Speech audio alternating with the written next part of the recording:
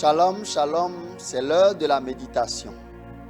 Seigneur, nous te disons merci. Merci pour ta fidélité. Merci pour la grâce, ta faveur, ta bénédiction dans nos murs. Nous te disons merci pour la vie de tout un chacun. Et je prie pour une sœur malade à l'instant. Reçois ta guérison dans le nom de Jésus. Je prie pour un homme à l'instant. Toi, qu'un accident a été planifié. Je déclare maintenant que tu ne rentreras pas dedans dans le nom de Jésus. Je brise tout plan. Les projets de l'ennemi sont annulés et détruits dans le nom puissant de Jésus-Christ de Nazareth. Que l'Éternel intervienne dans ta situation afin que la joie revienne dans ta vie dans le nom suprême de Jésus. Amen. Les secrets pour vivre dans l'abondance dans le royaume de Dieu. Nous devons parler de l'abondance parce que ta famille compte sur toi. Tes frères comptent sur toi. Je ne sais pas comment ça te fait, hein? Moi, ça me gêne beaucoup quand les frères, les gens qui m'entourent me demandent des choses que je ne peux pas les donner. C'est pour ça que nous avons besoin de l'abondance. Nous avons besoin de l'abondance. Dieu doit nous donner de l'abondance pour que tu puisses répondre à l'entente de ton entourage.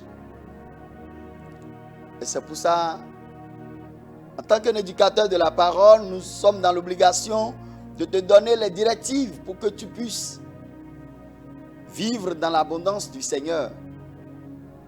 Le désir de Dieu pour notre vie est que nous puissions vivre dans une vie comblée. Et c'est pour ça que nous sommes en train de parler des secrets pour vivre dans l'abondance dans le royaume. Nous allons lire Éphésiens 3, verset 20. Éphésiens 3, le verset 20. Dieu agit en nous avec puissance.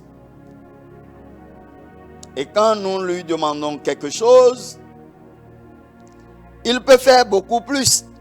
Oui, sa puissance dépasse tout ce qu'on peut imaginer. À lui soit la gloire dans l'Église par le Christ Jésus, dans tous les temps et pour toujours. Et Dieu peut nous donner au-delà de ce que nous imaginons ou de ce que nous pensons. Il peut nous faire par la puissance qui agit en nous. Il peut nous faire quoi? Ce n'est pas seulement ce que tu as demandé. Non. Au-delà de ce que tu as demandé. Ce que tu n'as même pas imaginé. Ce que tu n'as même pas pensé. Au-delà de tes attentes. Dieu peut le faire. Alléluia. Dieu peut le faire.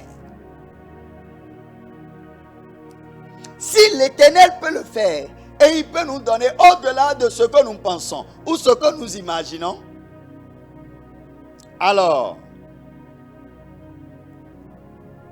tu dois comprendre la notion de vivre dans l'abondance dans le Seigneur. Et j'avais parlé de l'esprit de générosité. Tu dois être généreux.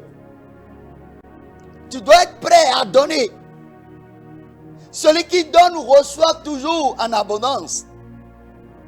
Celui qui donne, c'est lui qui a la semence. La semence ne manque pas au semeur. Je prie pour un semeur.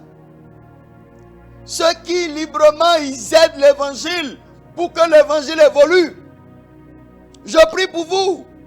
La semence ne vous manquera point. Dans le nom de Jésus. Et j'ai dit que nous devons avoir la foi de donner, la foi de perdre. Et je te dirai, troisième chose, que tu dois essayer de veiller sur ça à partir d'aujourd'hui. Le fait de regarder les circonstances. Quand nous regardons les circonstances affaiblissent notre foi. Oui, tu ne dois pas te laisser aux circonstances étouffer ta joie de donner au Seigneur. Oui, tu ne dois pas regarder les circonstances. Les circonstances nous empêchent de donner à Dieu. Je veux donner loyer. Oui, comme je veux donner loyer, je ne peux pas. Je veux enterrer mon père. Un homme de Dieu a donné un témoignage aujourd'hui dans un programme. Il dit qu'on voulait louer 2 chambres et salon. Et au moment qu'il voulait prêcher quelque part, on l'a invité. Il a dit non, je ne vais pas envoyer l'argent. Peut-être si je vais là-bas maintenant. Et les gens, les évangéliques là sont bizarres. Ils vont commencer par dire de semer. Et donc il a laissé l'argent à la maison. Et c'est lui qui veut prêcher là-bas. Il prêchait. L'Esprit de l'Éternel lui dit, l'argent que tu as à la maison là, tu vas à la maison, tu prends l'argent. Ce n'est pas l'argent pour louer maison que tu veux louer là. Va, viens donner à l'homme de Dieu. Il dit, waouh, c'est ça que je disais. Donc il est retourné à la maison, il a dit difficilement, mais comme il a la joie d'obéir, il a appelé l'homme de Dieu, il a remis l'argent. Que je voulais louer ma maison, je voulais quitter ici, mais Dieu a dit de te donner, prends.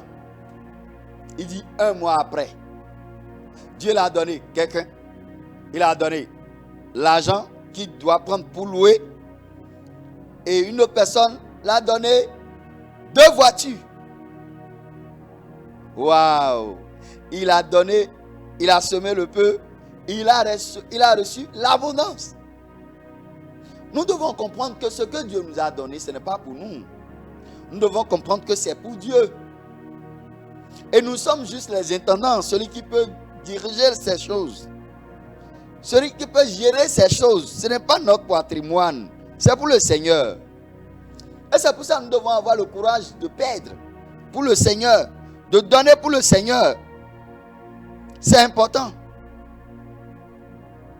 Les circonstances nous empêchent de semer. Les circonstances nous empêchent de donner. Ah, ma maman est malade. Je dois appeler des jouets aux enfants. Je dois payer une chaussure. Voilà qu'ils ont dit qu'on veut prendre compteur à l'église, on veut l'argent. Voilà qu'ils sont en train de demander ciment à l'église. Moi, je ne peux pas donner ciment maintenant. Hein. Je dois payer les jouets aux enfants d'abord. Mes enfants d'abord. Ma maison d'abord. Si ça reste, je vais dépenser, je vais donner à Dieu. Mais si ça ne reste pas, non, mon frère, c'est une mauvaise vie. C'est une mauvaise vie. Le temps de récolte viendra, tu ne récolteras rien. Nous devons avoir le courage de mettre Dieu au premier. Dieu doit être la première chose que tu dois honorer avec tes biens. Oui. Nous devons être prêts pour la moisson. Mais quand est-ce que tu peux être prêt pour la moisson? Tu peux être prêt pour la moisson au moment que tu avais semé hier. Mais quand tu n'as pas semé hier, comment tu peux être prêt pour la moisson? Tu ne peux pas être prêt pour la moisson. Oui. Autre chose, c'est la peur. Nous avons la peur. Nous avons la peur. La peur. La peur nous assaille. Nous avons les lois. Nous avons les lois qui nous entourent, qui nous empêchent de semer. Qu'est-ce qui est plus précieux pour nous plus que Dieu? Tout ce qui a déjà pris la place de Dieu dans ta vie, ces choses seront attaquées par l'ennemi. Déplace les choses et mets Dieu au premier dans ta vie. Mets Dieu au premier dans ta vie. Proverbe 11, verset 24. Proverbe 11, verset 24. Dans le livre de Proverbes, la parole de Dieu est en train de nous expliquer clairement le fait de donner. Il dit, qui donne librement devient plus riche. Tel qui donne librement devient plus riche. Et tel qui épargne à l'essai ne fait que s'appauvrir. C'est dans le royaume de Dieu que tu peux trouver ça. Dans le monde, c'est tu dois épargner en essai pour devenir riche. Mais dans le royaume, on dit celui qui donne devient plus riche. Ce n'est pas les mêmes stratégies avec le monde, non. C'est deux choses diamétralement opposées. Deux choses différentes. Et quand tu veux vivre dans la dimension de Dieu, nous devons obéir à la parole. Que Dieu nous bénisse. Je déclare sur ta vie dans le nom de Jésus que l'Éternel te donne le courage de semer. Que l'Éternel te donne la foi de semer dans le nom de Jésus. Que tu aies la force de semer. Que tu aies la force de semer au nom de Jésus. Que tu aies le courage de donner à Dieu sans arrière-pensée au nom de Jésus. Je prie pour toi dans le nom de Jésus. Est-ce que tu peux dire Amen? J'annule toute mentalité de pénurie dans ta vie. Toute mentalité qui dit ça va finir. Ça va finir. C'est la mentalité de pénurie. Connais-toi la pensée divine. Connais-toi la pensée de Dieu qui dit tel qui donne librement devient riche. Mais quand tu n'as pas la pensée divine et tu as la mentalité de pénurie, la mentalité d'avare, tu ne peux pas, cette parole ne peut pas rentrer dans ta vie. Ça ne peut pas rentrer dans ta vie. Ça ne peut pas se manifester dans ta vie.